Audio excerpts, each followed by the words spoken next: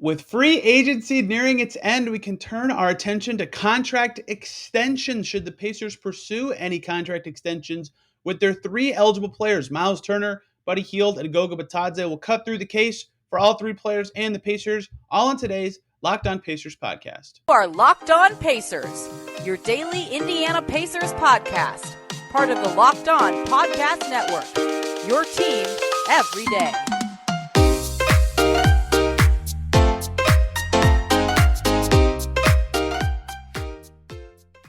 Welcome in to another edition of the Locked On Pacers podcast, where we, of course, talk about the Indiana Pacers as always.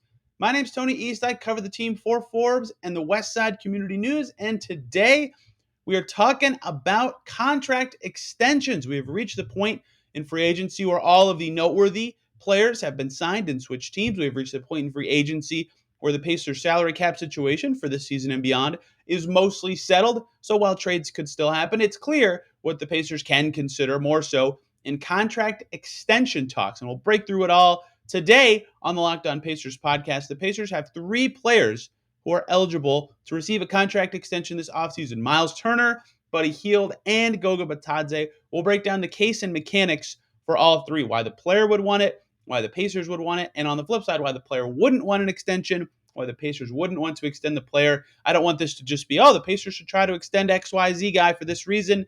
There has to be the case on all sides discussed to figure out what makes sense and what could happen. We'll do all three guys for their own segment today. Let's just dive right in and start with the big one, the name on everybody's mind after the DeAndre Ayton saga, Myles Turner. Myles Turner is eligible for two different types of extensions: a standard veteran extension that would be a maximum of 4 years and a maximum of about $94 million with some bonuses in there. But he's also eligible for a renegotiation and extension, which makes way more sense for him.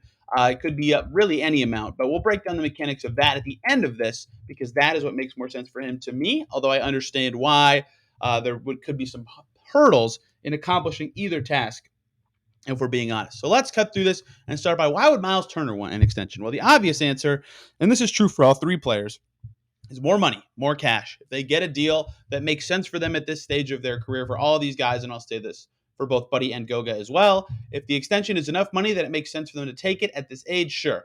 Myles Turner getting 4 for whatever his max is on a veteran extension, maybe that's enough for him to take it at this stage. But the issue for him is that might not be enough to convince him to stay out of unrestricted free agency next year. He may be able to get that deal. So a shorter extension might make sense, and that's why another thing Myles could want it.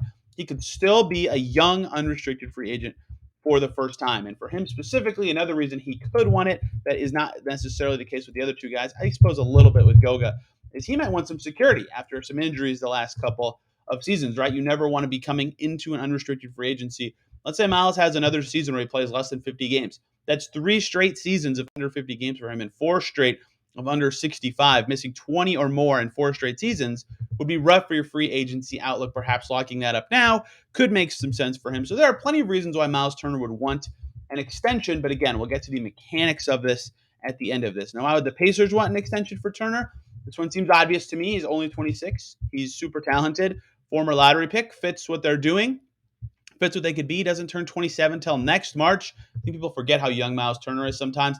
Locking up an asset like that, even if it becomes a trade thing at a later stage, makes some sense. He'd be more tradable in future seasons, even on a veteran extension or a renegotiation extension. Basically, after this season, he would still be tradable on his deal if one of the other young centers explode onto the scene. I think there would be reasons for the Pacers to pursue it, but in general, getting good players who are also young on a contract for longer is a good thing. And that is the key motivation for Myles Turner, for the Pacers to want to extend Myles Turner's contract, even with the pitfalls of, his injury history and things like that. I mean, that seems obvious. That's why they would do something like this. And I know some people who might be jumping in thinking, well, they couldn't trade Malcolm last year after the extension. Why would being tradable matter for Myles if they couldn't trade him? Well, the timing matters because you can't be traded for 6 months after an extension. If the Pacers and Myles were to do it now or in a couple weeks, 6 months from now would be, January of next year. It's just before the trade deadline. It would be possible to trade him then. The timing of the Brogdon extension was the problem when the trade deadline last year, not the extension itself. So Myles, I think there are reasons for both parties to potentially want this. The trouble is, the there's a lot of reasons for them both not to want it as well. And I think for Myles, that is the strongest case, unless it's a renegotiation extension. Here's where the veteran extension part for Turner falls apart, where they could just add 120% to his current salary, make that next season's number, and then give him a deal from there. That's that 4 for 100. He could probably get that anyway next offseason at 27, unless he, again, has a drastically terrible season on the injury front or on the court. But I can't even imagine that happening on the floor. I mean, his on-off numbers are going to look amazing on the Pacers, especially on the defensive side. He'll play better as in a more natural role. He'll have the ball more often this coming season, in theory. Like, if he plays 60 plus games, he will be able to get, I mean, even if he plays 50 plus games, honestly, he will probably be able to get 4 for 94 next summer from a number of teams with cap space. So that would be one reason he wouldn't do at least a veteran extension, is he could just wait till free agency and finally be an unrestricted free agent. Sometimes that market could drum up more interest in him, and he could see where his options are. Even if he would like to return to the Pacers, it might make sense to wait until next summer to negotiate that sort of thing, just to see how his season goes.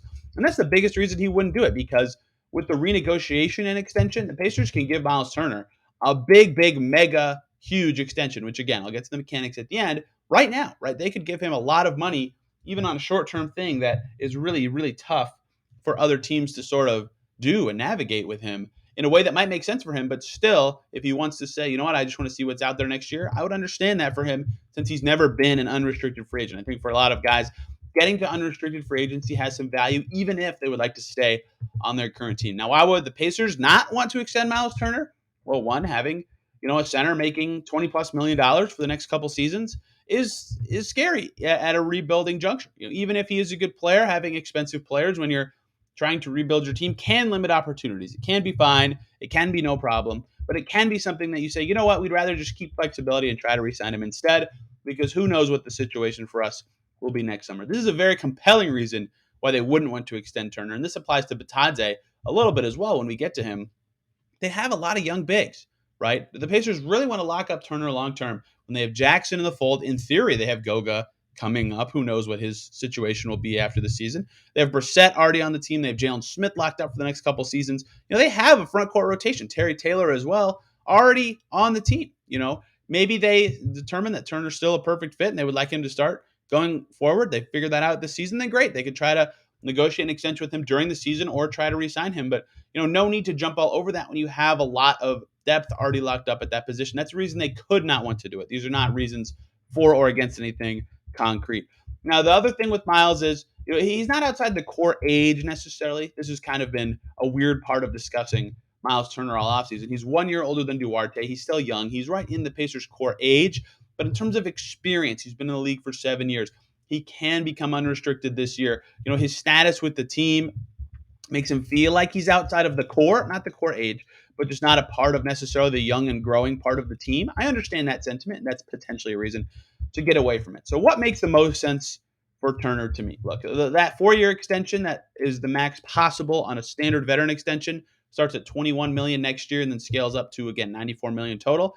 I think he could get that as a free agent from a number of teams, including the Pacers. So I don't think that makes sense. But a renegotiation and extension does make sense. That's only possible for teams who have cap space. They can add money to a guy's deal on an already existing contract and then also add seasons. And what they can do is make the cap hits decrease by up to 40% from year 1 to year 2. Where does that have value for the Pacers? Let me explain this in a way that makes some sense to me. I was discussing this with my other Cap Dork friend, Scott McNeilis, so we hashed out these numbers together privately. But for example, the Pacers could use $17.4 million of their cap space this year and bump Turner's salary up to $35 million. That sounds ridiculous. Myles Turner is not a $35 million player. I don't even think that. And that would be just shy of his max in his current bracket of years in the league. And then it would scale down 40%. And the next 2 years, it would be at $21.3 million. And that is right at his value. That's probably low. That's probably under his market value. So what the Pacers do, if they do a renegotiation extension that looks like that, which again, it sounds crazy, just bear with me. They have effectively given him a 2-year, $60 million extension. They've given him $60 million in new money, which again, sounds crazy. But those last 2 years are at his market value. They have to use the cap space to get to the floor this year anyway. And so it's a way for them to have him on a tradable deal, still give him a bunch of money, and have him on a value that makes sense in future seasons from a team building perspective. They don't shoot themselves in the foot in the cap department next year anyway. They have his cap hold on the books no matter what. So I think that kind of thing makes sense. Maybe not quite all the way up to 35 million. They could start at like 31 million to make it a 2-year, $50 million extension, which again sounds like a lot, but you have to think about the structure of it is more important than the numbers themselves in the case of this renegotiation and extension. That would be a way to me, especially after what just happened with Aiden, to give Myles money that makes sense for him, to give him a shorter extension so he can still be unrestricted in the future, to give him more money commensurate with his value, and to give the Pacers still a tradable asset at center if one of Jackson or Smith or even in theory Goga ends up becoming good. No problem. They could deal with that problem in the future. So I think that's the way that makes the most sense for a Turner Pacers extension is a renegotiation and extension. And the Pacers have the cap space to do that. And the 40% decrease in salary from year 1 to 2 is what makes it possible for that deal to be awesome in future seasons for the Pacers or for a trade scenario if they need to get there. But it still allows that decrease, Myles Turner, to get a bunch of new money on a shorter extension. I think that could make some sense in a way that a veteran extension can't. But I don't know if I see that happening, just given that Myles has never been an unrestricted free agent, that he just went through, potentially his team that drafted him trying to sign a guy to, in theory, start over him at the 5 spot. There are a lot of hurdles to a Turner Pacers extension. I think the biggest hurdle is that the Ayton stuff just happened. But I do think that makes some sense for both sides right now to lock that up, get the money involved. Turner's been a pro money guy for his teammates for his whole career, and set up both sides for success in future seasons, really, but also in this season, giving him a pay bump is always a good thing if you feel like you're taking care of your players. So that's the Myles Turner situation. If I had to bet, I would say unlikely that an extension happens, but there are mechanics that make it plausible in a way that aren't necessarily the case if they were over the cap or if he was traded immediately or something like that.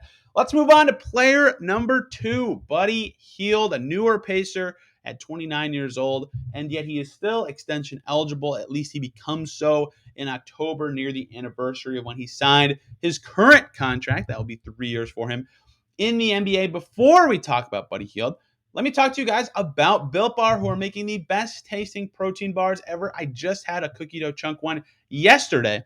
So what is Built Bar? Why are they so good? Why are they so popular? Well, they're basically candy bars, but they're healthy protein bars. They are 100% covered in chocolate, delicious protein bars that come in tons of varieties of flavors. Their newest flavor is the coconut brownie chunk. They also have a bunch of puff varieties. They have marshmallow infusion in them, the cookie dough one I just said. My favorite, the peanut butter brownie. They're all delicious. Everybody who's tried them and listened told me that they love them, and they get more or they go back for more. But stop drooling. Listen to this. They're also good for you. Low calorie, low sugar, but high in protein. It's collagen protein, so your body absorbs it really fast. And all delicious. You can get them now at built.com. Use the promo code LOCKED15 when you're checking out. You get 15% off your order of Built Bars every single time. Go check them out. Built.com. Use promo code LOCKED15 for 15% off. Thank you, as always, for making Locked On Pacers your first listen today and every single day. Second listen, Locked On Sixers. James Harden's money is official. 2 years, 68 million bones, helping his team out. That's a lot of cash. Good for him, good for the Sixers, Keith Pompey and company over at Locked On Sixers. We'll have that all for you. Let's talk about Buddy Hield, his contract extension situation with the Pacers. Like Turner, technically eligible for a renegotiation if he wanted. That does not make sense for the Pacers in a way that does for Turner. I've never seen a guy with multiple years left on his deal get renegotiated ever, I think. I'd have to do a little more research into that. I was trying and failing earlier today.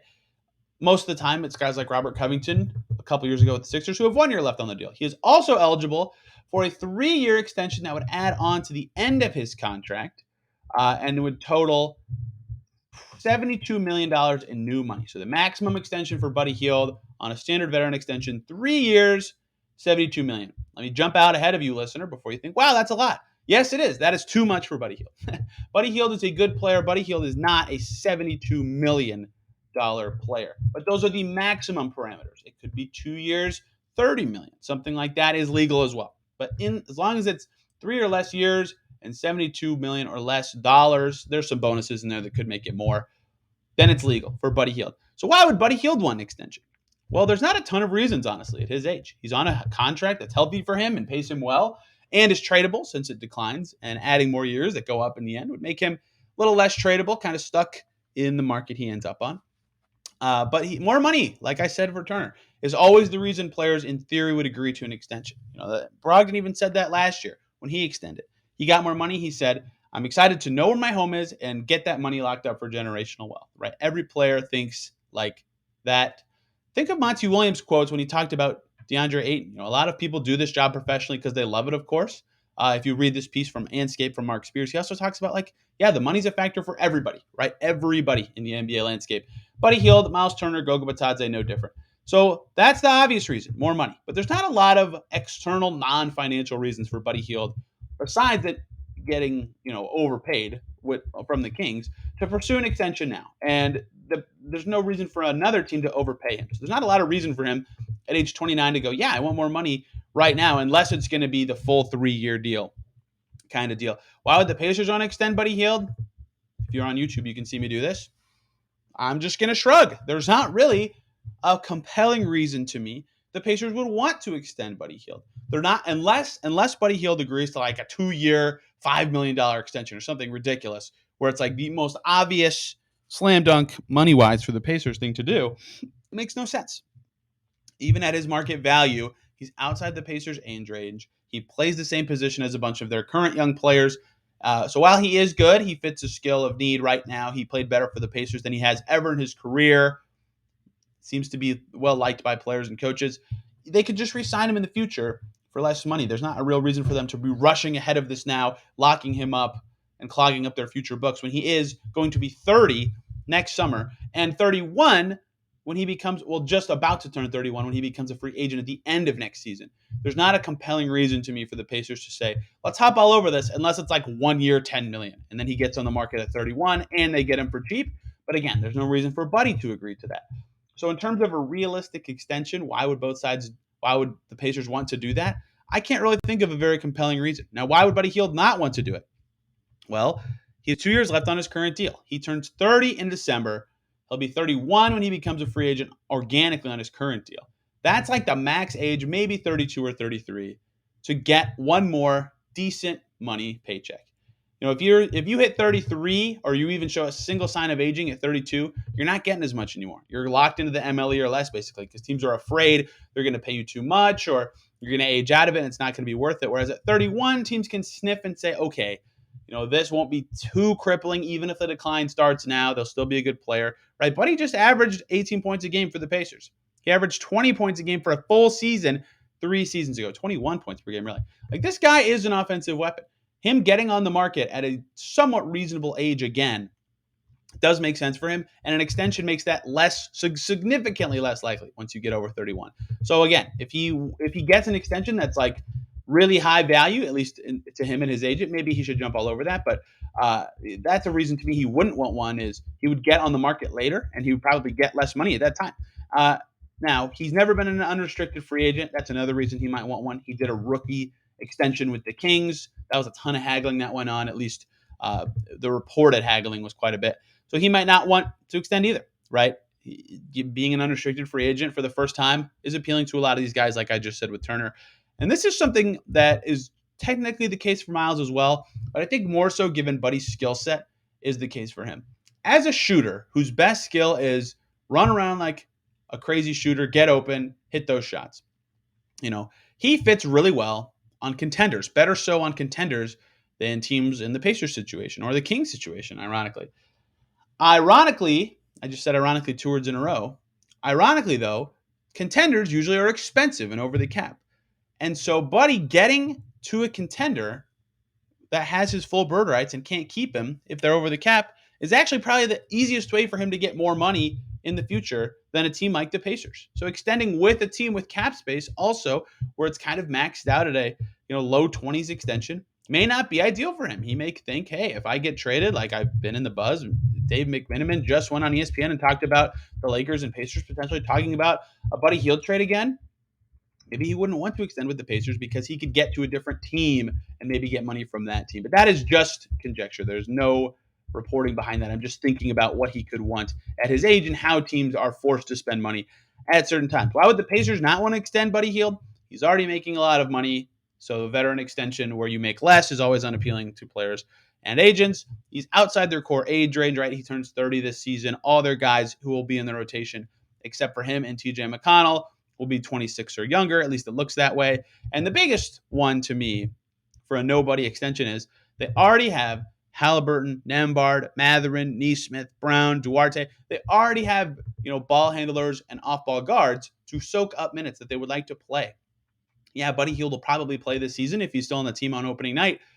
But given the current Pacers roster makeup, they will want to phase him out, it seems like, at some point, to the point where they're playing all of those guys in the rotation and anyone else that they could add in some other deal. It doesn't make a ton of sense to really pursue longer-term stuff with Buddy Hield when you have all the guys on the team, and it'll make him less tradable, right? Longer seasons into his 30s, not necessarily something that the team trading for Buddy Hield would necessarily want. So to me, does a Buddy Hield Pacers extension make sense? No, it doesn't. Unless it's an absolute steal, like I said earlier. Unless Buddy Hield says, I absolutely love it here. I will take the discount of my life to stay here, which, by the way, what I'm describing has never happened ever in the NBA. But if it does happen, sure, I guess the Pacers and Buddy Hield could come to an agreement.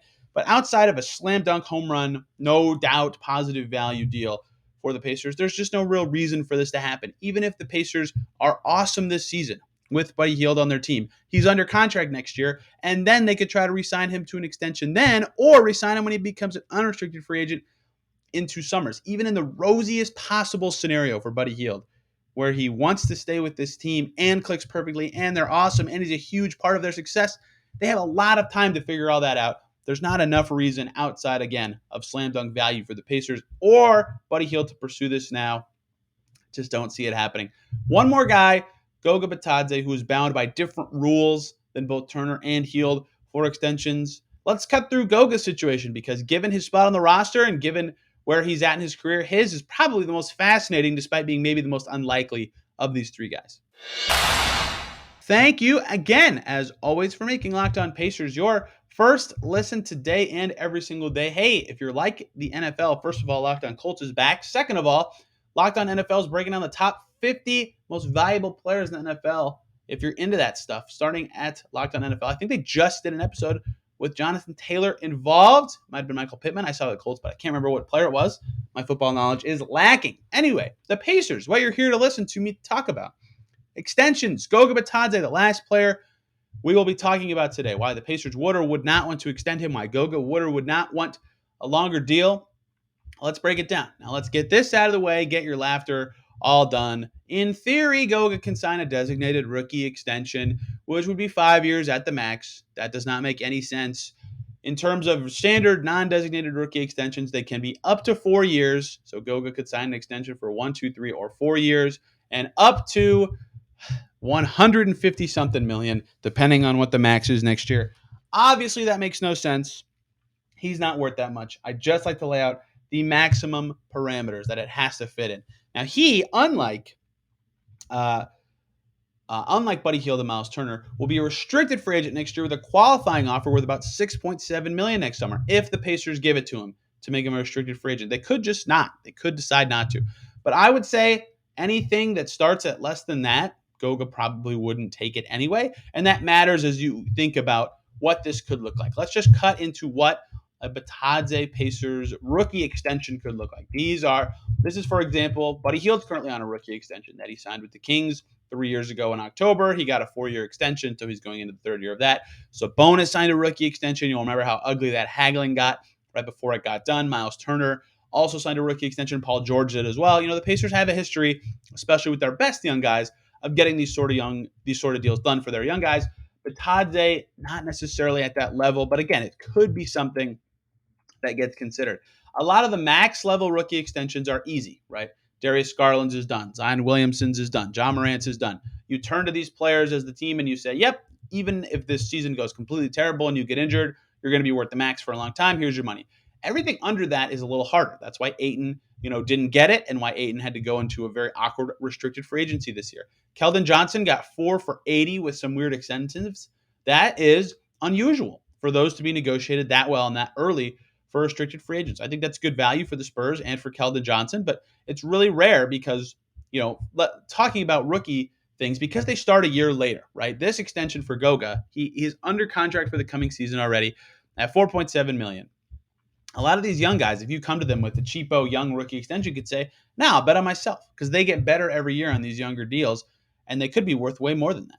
Keldon Johnson could explode this year for the Spurs without DeJounte Murray, and then he'll look like a steal at 4 for 80, right? A lot of players don't like to commit to that. Some of them do, as Keldon Johnson did. So now that the framework has been laid out, let's talk about why Goga would want it. Same thing as the first two guys, more money. The obvious reason you're getting paid effectively as a free agent in his case. You get more money locked up that he wouldn't have guaranteed to him without signing the extension.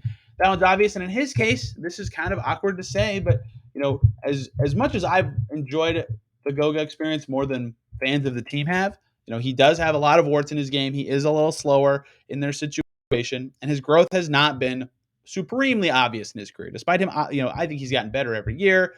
He still has ways to go to be a quality rotation big. I think he can be a low level rotation big right now, but a quality rotation big. All that to say, you can get a low level rotation big anytime on the free agent market. There's tons of those dudes available.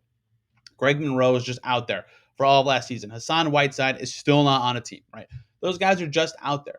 So if you're Goga and you get offered an extension, even if it's like a 2-year cheapo one, you just prolonged your career in a way that may not have been possible without the extension offer. He may want to consider that. But we'll get to more. Actually, we'll get to the non-Goga reasons later. Now, why would the Pacers want a Goga extension? Look, if he's going to have a role on this team, he's going to be the backup five, or someone gets hurt and he's playing often. Yeah, you want that guy locked up and usually these rookie scale extensions can be a bargain if you can get them for cheap. Maybe the Pacers would do that, but that's it. If they think they can get a bargain for him, they should do it. I'm not sure they can. There's a lot more reasons on the wouldn't side for both Goga and the Pacers. How would Goga not want to do it? Well, I just talked about this with Keldon Johnson. A lot of these young guys like to bet on themselves and think, it's my third year in the league. I will get better. I'm willing to bet on myself and think that if I get rotation minutes, I'll be better. I'll be worth more money next summer than any extension you'll offer me. Let's do this. Let's go. And he wouldn't take it. A lot of that happens a lot for non-max guys on the restricted free agency market. Now, another thing for Goga is he may want to leave the Pacers. Not for anything wrong with the Pacers, but just to get to a better situation for himself. Goga is turning, ironically, I did not know this. It is his birthday as I'm speaking, July 20th, 1999. Goga is 23, right? He'll be 23 when free agency opens next season. Former top 18 pick. Had a lot of fans in the lottery that year. Didn't go in the lottery, but had some fans in the lottery. Perhaps a team would think of him as a second contract guy and stick him as their backup center for a full season. Whereas the Pacers, who have Jalen Smith, Myles Turner, Isaiah Jackson, O'Shea Brissett, Terry Taylor, all the guys I mentioned in the Myles Turner segment, it's going to be harder for him to find minutes on this team. He may just prefer getting to next summer and trying to find a better situation if he's able to get somewhere else. Sometimes as a restricted free agent, that's not possible, as you just saw with DeAndre Ayton. But with lower level guys, that could be possible, like DiVincenzo, for example. Just switch teams. He might have actually also been an 18th pick, ironically, because the Kings probably wouldn't have had a role for him, and it just made more sense for them to. He was a 17th pick, for him to move on from that franchise. They said that's fine, no qualifying offer, go. That's probably not the greatest asset management, but no one's going to beat up the Kings for that. The other reason Goga wouldn't is I don't think his value is necessarily way higher. I don't think it's higher at all, actually, than $6 million per season, and that's his qualifying offer, $6.7 million. The Pacers may not even offer him a qualifying offer because he's not worth that $6.7 million.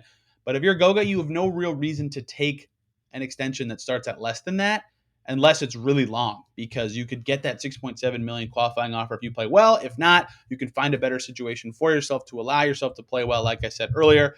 So at his current value, which seems to me like if you're a depth big, like 3 years, $15 million or something, if he was an unrestricted free agent this summer, that's just a random estimation.